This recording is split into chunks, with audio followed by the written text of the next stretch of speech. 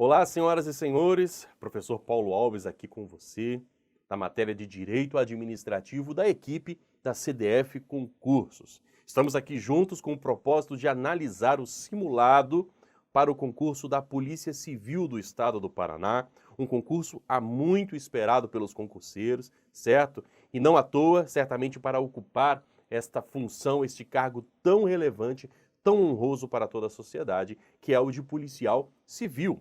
Ok? E você que está participando aí do nosso simulado, que está atento à correção, eu quero te pedir para você se inscrever no nosso canal, porque você vai perceber que é muito material, é muito conteúdo disponível para você se preparar para a prova de concurso, ok? Para se preparar para se tornar um servidor público. Conte conosco aqui da CDF Concursos, marca lá o sininho, receba as notificações e se estiver gostando, imagino que sim, mande aí para todos os seus contatos, para que eles também tenham conhecimento desta equipe gabaritada, que vai te levar a realizar o seu sonho, tá bom?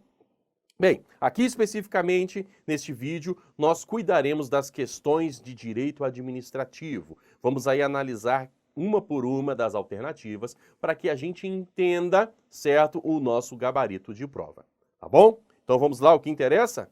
Maravilha, não temos tempo a perder. Já diriam os titãs. Vamos lá. Questão de número 13. Olha aí comigo.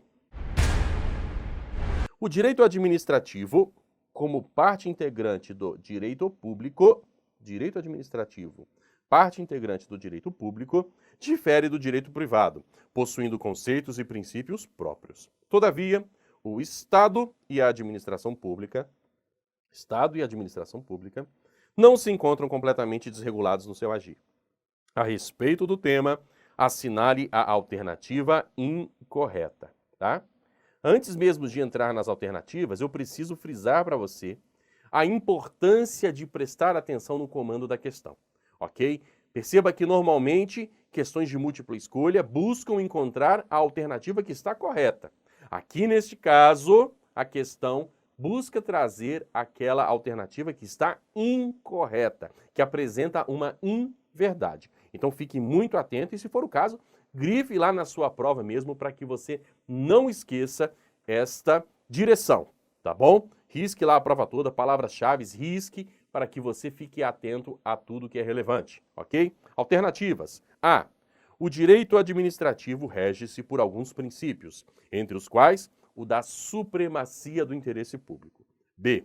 Em sentido amplo, direito administrativo corresponde ao conjunto de normas que regulamentam a atuação da administração pública. Letra C.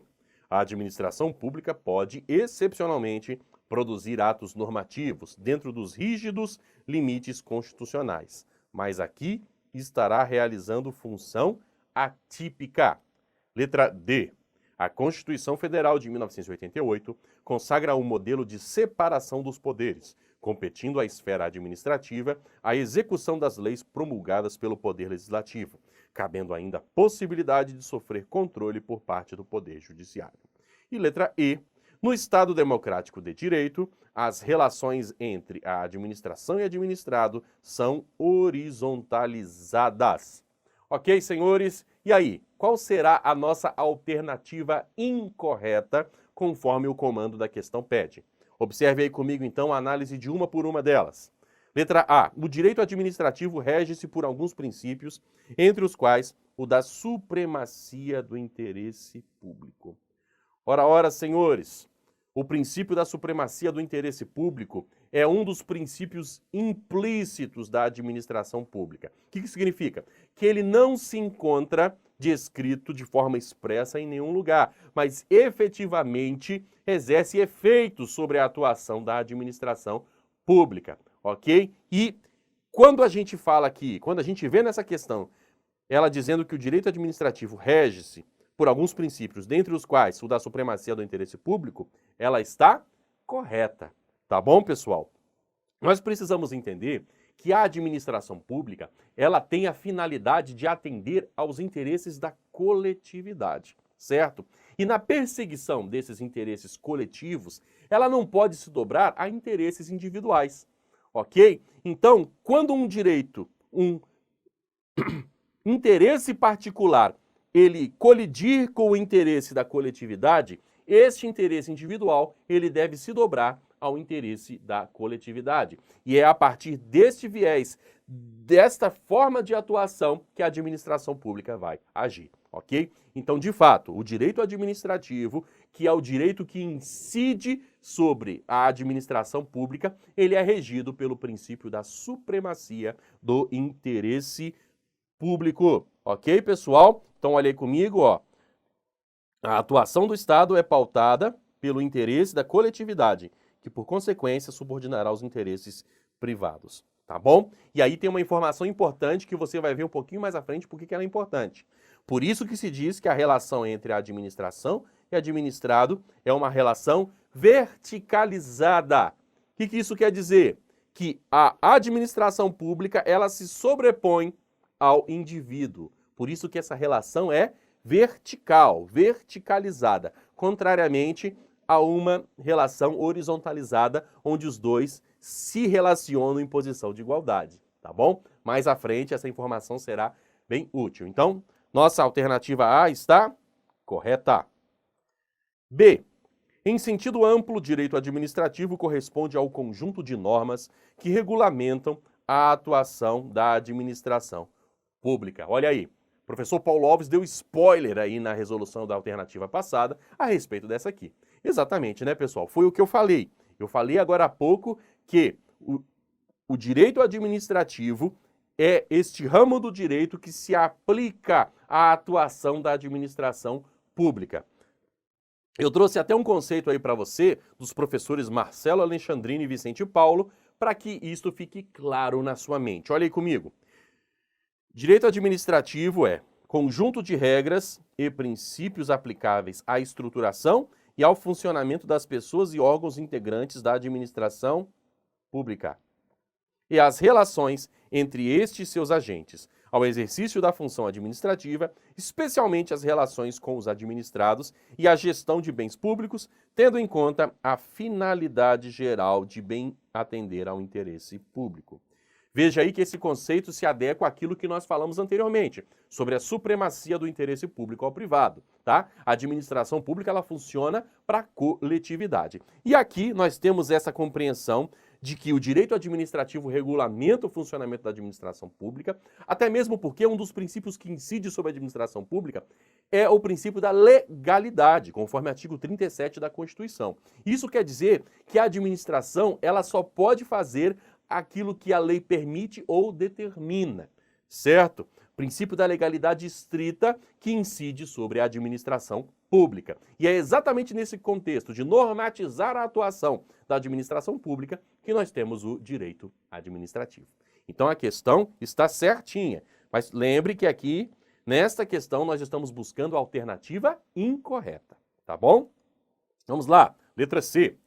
A administração pública pode, excepcionalmente, produzir atos normativos dentro dos rígidos limites constitucionais, mas aqui estará realizando função atípica. Olha aí, pessoal, uma alternativa que traz aí a administração pública como esta função de administrar, certo? De cumprir leis, de fato, fazer o funcionamento da máquina pública. E é muito comum que se associe a administração pública ao poder executivo, porque precipuamente cabe ao executivo executar, cumprir, administrar o bem público, ok? Executar leis, cumprir leis e administrar o bem público. Só que a administração pública, ela não existe apenas no poder executivo. Ela vai existir também no poder judiciário e no legislativo, exatamente nas funções necessárias à administração desses poderes. Perceba que no judiciário e no legislativo não será uma função precípua, mas existirá ainda assim a função de administrar, ok? E onde houver administração pública, é bom que você entenda que há, sim, a liberdade para legislar, normatizar naquilo que é necessário a detalhar o funcionamento da gestão, ok? Então, essa questão está correta. Eu explico mais a fundo aí nos meus comentários dizendo que a função típica da administração pública, soa até óbvio, né? Mas é importante lembrar, é administrar, tá? gerir a máquina pública. Contudo, é possível que, atipicamente, exerça a função legislativa, editando normas infralegais e hierarquicamente abaixo das leis, como decretos, portarias e etc. Pessoal, aqui estamos falando daqueles casos em que nós temos uma lei que determina que um órgão tenha que fazer algo, certo? Só que nas minúcias da execução deste algo, por muitas vezes não resta claro na lei geral como se dará a execução. Por isso, existem normas de hierarquia inferior que vêm para regulamentar aquela atuação, certo? Então, a título de exemplo, eu trabalho no Conselho da Justiça Federal, Auditoria Operacional de Governança lá naquele órgão, certo? O órgão CJF, ele é responsável por emitir resoluções, por exemplo, que regulamentem a atuação dos órgãos que compõem a Justiça Federal. Perceba, um órgão do Poder Judiciário que funciona como administração pública na medida que regulamenta a atuação da administração pública. Ok? Então temos aqui sim a possibilidade de que a administração pública excepcionalmente realize a função atípica de legislar. Tá bom? Deu para entender? Tranquilo? Maravilha! Letra D. A Constituição Federal de 1988 consagra um modelo de separação dos poderes, competindo à esfera administrativa a execução das leis promulgadas pelo Poder Legislativo, cabendo ainda a possibilidade de sofrer controle por parte do Poder Judiciário. Olha aí, pessoal, uma questão ampla, muito boa, que ela exige de você o conhecimento sobre as funções precípuas dos poderes, ok? Então, note, primeiro, a consagração do modelo de separação dos poderes. De fato, em nosso país nós temos executivo, legislativo e judiciário, que funcionam separadamente, mas em harmonia, ok? Servindo como pesos e contrapesos uns dos outros, tá? Olha aí, competindo à esfera administrativa, que é o executivo, e também os outros poderes de forma não precípua, certo? A execução das leis promulgadas pelo Poder Legislativo. De fato, pessoal, falei aqui agora há pouco, a administração pública é orientada pelo princípio da legalidade. Ela só faz aquilo que a lei determina ou permite, correto? Então, dentro dessa atuação vinculada ou discricionária, ele vai seguir as normas que são editadas exatamente pelo Poder Legislativo na sua função primeira, precípua, tá bom? E vamos lá, a execução das leis, cabendo ainda a possibilidade de sofrer controle por parte do Poder Judiciário. Exatamente, pessoal. No nosso curso de Direito Administrativo, nós temos aula para falar somente a respeito do controle sobre a administração pública. E um dos controles que existem é o controle judicial, o controle do Poder Judiciário. E, de fato, ele pode exercer controle sobre a administração pública, sobre a atuação da administração pública, fazendo a ressalva de que este controle que é exercido pelo Poder Judiciário se restringe ao aspecto da legalidade do ato, ok? O controle exercido pelo Poder Judiciário não pode entrar na análise do mérito administrativo, como nós falamos, ok? Mas tudo isso para dizer que sim, está correto, tá bom? A questão está perfeita. De acordo com o modelo de separação dos poderes, compete à esfera administrativa cumprir as leis promulgadas pelo Legislativo e sim, o Judiciário pode exercer o controle dos atos administrativos. Beleza? Tudo certinho. E como tivemos tudo certo até aí, tá? E estamos buscando a questão incorreta, vai sobrar para a gente apenas aí a letra D, ok? Alternativa E, certo? A D acabamos de resolver. A letra E vai sobrar como alternativa incorreta. Então vamos descobrir por que ela está errada, tá bom? Bem, no Estado Democrático de Direito, as relações entre administração e administrados são horizontalizadas. Pessoal, vocês lembram que alguns minutinhos atrás, quando eu estava resolvendo lá a alternativa A, eu falei a respeito disso, né? A supremacia do interesse público sobre o privado faz com que a administração ela se sobreponha aos interesses individuais, certo? Então, quando estamos falando de administrado como indivíduo, como cidadão, membro da sociedade, nós precisamos entender que o interesse da coletividade, certo? Que está sendo representado pela administração pública, ele se sobrepõe, tá? E aí, com isso, nós vemos, então, que esta relação entre a administração pública e administrado é uma relação verticalizada, ok? Ela está aqui nesse sentido, e não uma relação de igualdade, que é o que representa uma relação horizontalizada, ok? Então é exatamente o que eu digo aí nos comentários, certo? Em decorrência do princípio da supremacia do interesse público sobre o privado, a relação entre administração e administrado é verticalizada. Ok, pessoal? Então, por isso, a alternativa está errada. Achamos a nossa alternativa incorreta. E por isso, aqui no alto, no nosso gabarito, nós vemos que o gabarito da alternativa 13 é a letra E. Perfeito? Tranquilidade. Maravilha. Então vamos para a questão 14. O Estado pode transferir o exercício de certas atividades que lhe são próprias por meio da descentralização administrativa. Sobre o assunto, assinale a alternativa correta. Letra A. A descentralização é um instrumento vedado para estados e municípios, considerando que sua previsão legal é apenas para a União. Letra B. A transferência de atividades por meio de descentralização implica a criação de um ente com personalidade jurídica. Letra C. A descentralização destina-se à criação de empresas estatais. Letra D. A descentralização pode ser denominada de desconcentração. E letra E. A descentralização implica a delegação de serviços públicos no interior das próprias entidades administrativas. Olha aí, pessoal, uma questão que demanda de você a respeito de descentralização e desconcentração na administração pública, ok? Esse é um tema que está dentro do tópico organização administrativa e que não apenas cai, como despenca nas provas, ok?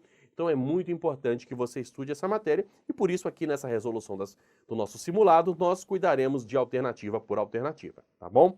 A letra A diz que a descentralização é instrumento vedado para estados e municípios, considerando que sua previsão é apenas para a União, tá? E aqui, pessoal, essa alternativa está errada, ok? Primeira informação que eu preciso te dar é que a descentralização administrativa, que é o tema, o mote dessa aula, conforme o comando da questão, ela se aplica tanto à União quanto a estados e municípios. Mas a pergunta que pode vir é a seguinte, mas o que é a tal da descentralização e o que seria a tal da desconcentração? E aí eu trago essa informação para você. A desconcentração é aquela atuação por meio da qual a administração pública cria um órgão dentro da sua organização, certo? O órgão seria uma unidade dentro daquela mesma pessoa jurídica que vai servir para criar uma atividade, para poder exercer, uma atividade administrativa. Perceba que, por conta da própria especialidade das atividades que vão sendo exercidas dentro de um determinado órgão público ou uma entidade, nós temos a necessidade de criarmos ali um núcleo específico, temático, com todos aqueles servidores tecnicamente habilitados para exercer aquela atividade, certo? E isso nos leva a criar essas unidades, certo? Que serão responsáveis pela execução daquela atividade. É aí que nós temos a desconcentração, certo? Que vai criar órgão, ou seja, um núcleo que compõe aquela mesma pessoa jurídica. O que difere da descentralização, certo? Que ela vai criar uma entidade pública, que vai ser uma pessoa jurídica autônoma, certo? Responsável por exercer determinada atividade típica do Estado, ok? Então, eu trago até essa dica para você aí no slide, que é a seguinte, olha, a desconcentração, com O, cria órgão, enquanto a descentralização, por sua vez, com E, cria entidade. E isso facilita a sua compreensão a respeito da diferença de um e outro, tá bom? Beleza pura?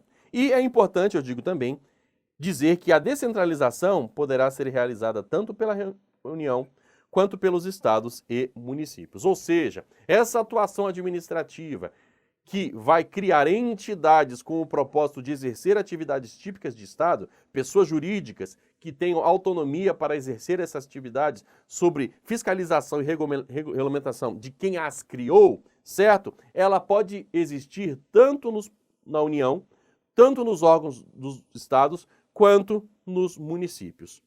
Perfeito? Tranquilo? Cria-se entidades, lembre-se disso, enquanto a desconcentração cria órgãos. Beleza? Tranquilidade? Show de bola. Por isso tá errado, tá, pessoal? A questão restringe aí a descentralização à União e isso não é verdade. D. A transferência de atividades por meio da descentralização implica a criação de um ente com personalidade jurídica. Olha aí, pessoal. Descentralização implica em criação de ente com personalidade jurídica. De fato, estamos falando aqui das entidades, ok? Descentralizadas, elas sim possuem personalidade jurídica, ok? Então, por isso tudo, nós vemos aí que está correto. Como eu disse, na descentralização, destaque no E, cria-se entidade, tá? Que é um ente dotado de personalidade jurídica própria e que compõe a administração indireta, ok? Essa é uma coisa importante também de você lembrar, que todas as vezes que eu crio uma entidade com personalidade jurídica própria e com uma atribuição específica, típica de Estado, eu estou criando uma entidade da administração indireta, ok? Que ela vai servir exatamente para funcionar mediante a fiscalização, a orientação da administração direta, tá bom? Então, por isso, temos aqui a nossa alternativa correta, conforme você pode ver aqui no alto, no gabarito da questão 14, tá bom? Mas vamos adiante para a gente descobrir por que as demais estão erradas. E isso é muito importante, porque aí você tem uma ampla compreensão da matéria e de como a banca cobra a matéria. Isso é muito importante. Lembrando aqui que você está tendo questões que são da sua banca, ok? A banca que vai orientar o seu concurso é a banca que está sendo examinada aqui neste simulado, tá bom? Exatamente para você aprender o conteúdo e, ao mesmo tempo, ir se preparando para a metodologia de exigência dessa matéria pela sua banca, do concurso que você vai passar, tá bom? Letra C. A descentralização destina-se à criação de empresas estatais. Olha, pessoal, essa alternativa aqui é bem interessante para você entender uma coisa. Informações incompletas também então estão erradas, tá bom? E aqui é o caso, porque a descentralização, ela de fato, ela cria empresas estatais, ok? Uma das entidades da administração pública indireta são as empresas estatais, que subdivide-se em empresas públicas e sociedades de economia mista, tá? São duas espécies aí de empresas estatais. Todavia, nós não temos apenas empresas estatais sendo criadas através da descentralização, tá? Nós temos também fundações públicas e autarquias, ok? Então, a descentralização, ela não vai se restringir apenas às empresas estatais. E esse é o motivo pelo qual esta alternativa está errada. Olha aí comigo, o que eu escrevo para você? A descentralização cria entidades da administração indireta, mas além das empresas estatais citadas na questão, que são as empresas públicas e a sociedade de economia mistas, temos também as fundações públicas e as autarquias. E aí, por estar a afirmativa incompleta, ela está errada. Ok, pessoal? Beleza? Tranquilo? Maravilha! Letra D de dado. A descentralização pode ser denominada de desconcentração. Bem, pessoal, a essa altura aqui, fica tranquilo, né?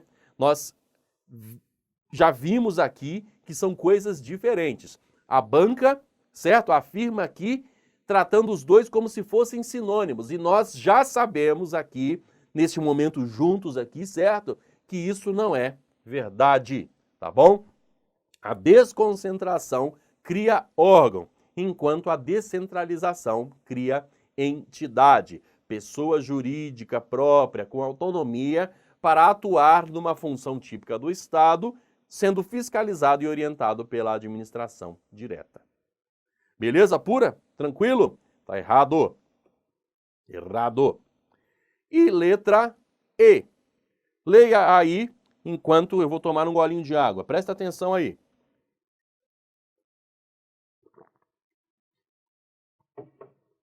A descentralização implica a delegação de serviços públicos no interior das próprias entidades administrativas.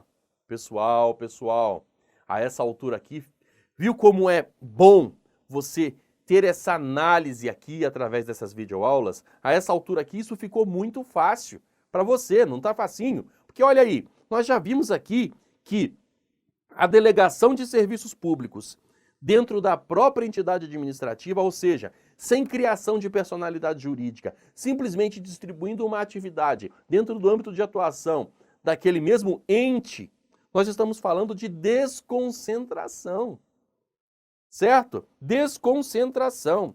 A questão, ela estaria perfeita, certo? Se em vez de descentralização, tivéssemos aqui desconcentração. E, por favor, não ligue para a minha letra horrível, mas preste atenção no conteúdo. A desconcentração é que implica na delegação de serviços públicos no interior das próprias entidades administrativas, tá? Então, quando você troca essas duas palavras aqui no começo da alternativa, você tem até uma doutrina aí para você aprender, tá? Você pode pegar essa frase concertada e botar na parede do quarto para você nunca mais esquecer o que é desconcentração, tá? Dentro da própria entidade, certo? Você terá lá a divisão temática. Perceba, nós estamos falando aí da criação de secretarias, de unidades dentro da organização que vão servir de forma específica para uma atuação técnica, tá bom? E é exatamente o que eu digo aqui na minha observação, tá? Que na descentralização a gente cria a entidade, pessoa jurídica própria, certo? Que é o ente dotado de personalidade jurídica própria e compõe a administração direta. A questão fala, na verdade, de desconcentração. E por isso que ela está errada. Ok, meus amigos? Tranquilo? Maravilha! Como nós já dissemos lá, o gabarito da questão 14 é a letra B, de bola. Beleza? Vamos para a questão de número 15? Show de bola! Maravilha! Considere os seguintes poderes administrativos. Temos também no nosso curso de Direito Administrativo uma aula que vai falar especificamente de poderes administrativos. É muito importante. Nós fizemos, na verdade, a escolha das matérias que mais caem nas provas, certo? E certamente poderes administrativos é uma dessas matérias. Então fique atento. Poder que o direito concede à administração pública de modo implícito ou explícito, para a prática de atos administrativos com liberdade de escolha de sua conveniência, oportunidade e conteúdo. Eu tô achando que nós já citamos esse poder aqui durante a aula, tá? Mas vamos em adiante. Veja aí comigo. Faculdade de que dispõe os chefes de executivo de explicar a lei para a sua correta execução, ou de expedir decretos autônomos sobre matéria de sua competência, ainda não disciplinados por lei. Interessante. Poder que a lei confere à administração pública para a prática de ato de sua competência, determinando os elementos e requisitos necessários à sua formalização. Meus amigos, aqui nós temos 3 afirmativas, cada uma delas é a descrição ou o conceito de um dos poderes da administração pública, tá bom? Então, quando a gente olha para as alternativas aí, a gente encontra 3 das classificações dos poderes, certo? E a gente precisa associar cada um desses conceitos que nós lemos a uma destas alternativas aqui que apresentam o nome, né, a espécie desses poderes, tá? Então estão todas postas aí. Vamos verificar agora uma por uma das afirmações para saber onde nós enquadramos, tá bom? Então vamos lá. Primeiro, poder que o direito concede à administração, de modo implícito ou explícito, para a prática de atos administrativos com liberdade de escolha de sua conveniência, oportunidade e conteúdo. Pessoal, eu já falei isso aqui mais cedo noutra questão, tá? A administração pública, ela é regida pelo princípio da legalidade, um dos princípios previstos lá de forma explícita no artigo 37 da Constituição, correto? E o princípio da legalidade, quando se aplica à administração pública, é o princípio da legalidade estrita, ou seja, a administração só pode fazer aquilo que a lei permite ou determina. E por que permite ou determina? Porque aquilo que a lei determina, ela tem que fazer e ponto final. A gente chama de ato vinculado, ou seja, a lei fala, administração, faça isso. A administração pega e faz isso, tá? Mas temos também o que a lei permite que a administração faça. E aqui é o que nós chamamos de discricionariedade, ok? Que é, ainda que a lei continue falando o que a administração deve fazer, ela dá um limite de liberdade para que a administração, no cumprimento daquela norma, possa decidir entre algumas alternativas, que estão ali limitadas dentro da lei também. Tá bom, pessoal? E aí, por isso é que nós consideramos que este poder administrativo expresso aqui na letra A é o denominado poder discricionário, tá bom? Que está previsto, que é exatamente essa parte final aqui, ó. A liberdade de escolha da conveniência, oportunidade e conteúdo dos atos administrativos. Ok? Beleza? Como eu disse, olha aí comigo, decorre do princípio da legalidade, ok? Mas por que eu falei ambos? Porque aqui em cima eu falo, olha, o poder discricionário é aquele que dá ao agente público determinada liberdade para escolher o ato administrativo a ser adotado, conforme juízos de oportunidade e conveniência, se opondo ao poder vinculado, onde ele deverá agir conforme o que a lei determina. É aquilo que eu acabei de explicar para você. Tá bom? Nós temos o poder discricionário, que é essa liberdade, certo? Dentro de algumas alternativas que a lei traz, e o poder vinculado, que é, a lei mandou fazer assim, a administração pública vai fazer exatamente como a lei mandou. Não há, nesses casos vinculados, esta liberdade, esse âmbito ali de liberdade de escolha para o administrador. Ok? Beleza?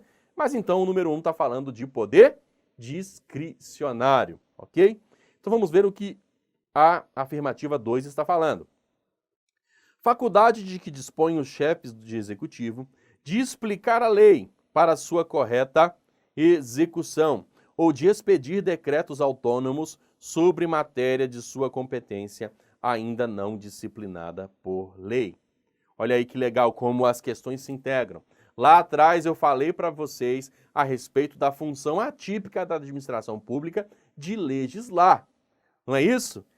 A possibilidade que a administração pública, exatamente com o propósito de explicar a lei, de trazer as minúcias do seu cumprimento, poderia a administração pública legislar, trazer normas infralegais para que pudesse orientar a atuação de seus agentes, correto? E este poder, pessoal, nós chamamos de poder regulamentar, tá bom? E aí eu explico. É a prerrogativa conferida à administração pública de editar atos gerais para complementar as leis e possibilitar sua efetiva explicação. Muitas das vezes as leis que determinam ali a atuação da administração pública, elas trazem um panorama geral, certo? Orientações gerais a respeito do que a administração deve fazer. Só que na prática nós sabemos que existem muitos detalhes para a prática de cada um dos atos administrativos para o cumprimento das normas. E é exatamente aí que entra o poder regulamentar, ok? Nós temos, por exemplo, no âmbito do executivo, os decretos, tá? Os chefes do executivo, eles podem aí, né, editar decretos que vão orientar nas minúcias o cumprimento de determinada lei, tá? Isso é exatamente decorrente do poder regulamentar, tá bom? Então, aqui na assertiva 2, nós estamos falando de poder regulamentar. Mas e na 3, pessoal? E na 3? Poder que a lei confere à administração pública para a prática de ato de sua competência, determinando os elementos e requisitos necessários à sua formalização.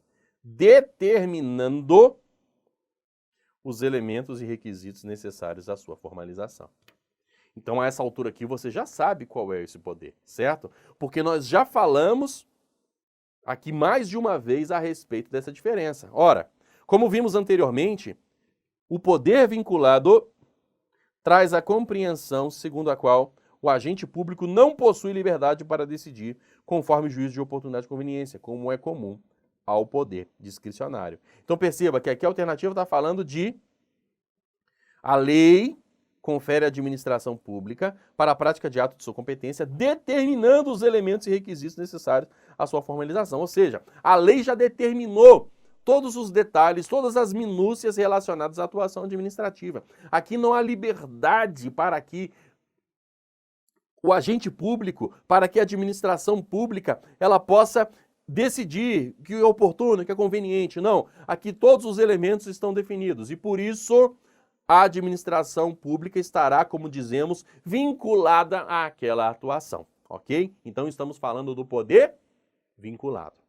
Perfeito, pessoal? Então nós temos aí nessa sequência poder discricionário, poder regulamentar e poder vinculado. E meus amigos, qual é a alternativa que vai trazer aí esta sequência vitoriosa, corretíssima de poderes? Conforme vemos aí, é a letra A, correto? É a letra A que vai trazer aí poder discricionário, poder regulamentar e poder vinculado, que corresponde às nossas três alternativas. E por isso aqui o gabarito no alto está na 15 como letra A. Ok? E com isso a gente consegue responder aí as nossas questões de direito administrativo. Não se esqueça, tá? Siga o nosso canal, ok? Siga também as nossas redes sociais, onde você tem muitas informações, muita coisa engraçada, divertida para descontrair também o seu ambiente de estudo, ok? Será um prazer ter você conosco, tá bom? Conte comigo, professor Paulo Alves, e a gente segue junto aí, se Deus quiser, tá bom? Um grande abraço!